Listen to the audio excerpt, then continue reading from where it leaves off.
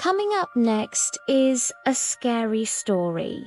So if you're alone, then be careful what you do next because this may just put you in danger. This is one scary mystery that you may want to hear with the lights on. The heavy silence of the night was only broken by the soft hum of the refrigerator. Mark tossed and turned in his bed, trying to get comfortable, but something was off. His apartment, normally filled with light from the city, was unusually dark. The power must have been out for hours, he thought, sitting up. He fumbled for his phone on the nightstand, its screen illuminating his wide eyes. 3 a.m., it read. Mark sighed. It had been 3 nights in a row. 3 nights of waking up at exactly 3 a.m. in the morning to an oppressive feeling of dread that seemed to fill the room. And each night he'd see the same thing. A tall, shadowy figure standing at the foot of his bed, always perfectly still, never moving, never speaking. Just watching him with what seemed like an endless amount of patience. Mark shivered, pulling the blanket up to his chin. The first night he'd screamed, thrashing about in bed before scrambling out and locking himself in the bathroom. The second night he'd tried calling out to the figure, asking who it was, why it was there, what it wanted, but his voice had caught in his throat, and all that came out were strangled cries. The third night, he'd simply laid in bed and cried, crying and begging for it all to just go away. Tonight, though, Mark felt a strange sense of calm. Maybe it was exhaustion or fear, or maybe just resignation. He didn't know. All he knew was that he couldn't take much more of this. Whatever it was, it had to be stopped. He was just hoping tonight would be the night it finally ended. So when the clock chimed to 59 a.m., Mark lay back down, pretending to sleep, holding his breath until he heard the familiar strike of the clock tower. Then slowly, ever so slowly, he opened his eyes. There it was again, standing silently at the foot of his bed, its form darker than the rest of the room. Mark held his breath, praying that it wouldn't notice him.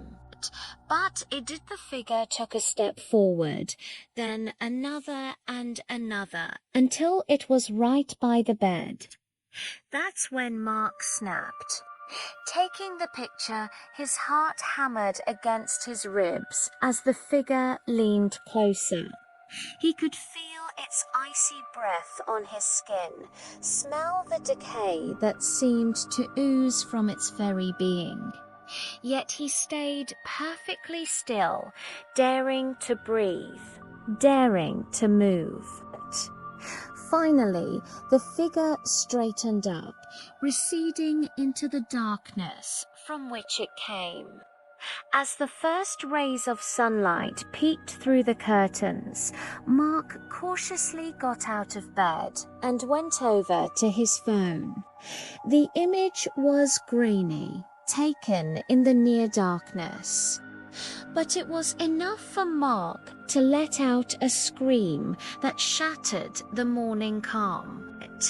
In the photo, inches from his own face, was the decayed, grinning face of the shadow, its eyes 2 burning embers in the darkness. Shaking with terror, Mark packed a few things into a bag. He couldn't stay there another minute. He had to get out. Rushing out of the apartment, he practically ran to his car and slammed the door behind him. He didn't look back. He didn't need to. The image of that face was burned into his mind. Safe in his new apartment, Mark tried to convince himself that it was all in his head, that the stress from exams had gotten to him. But he just knew that there was something in that old apartment with him, something evil that had followed him home. Weeks later, Mark's friend, who was also his landlord, sat him down over a cup of coffee. Mark told him everything.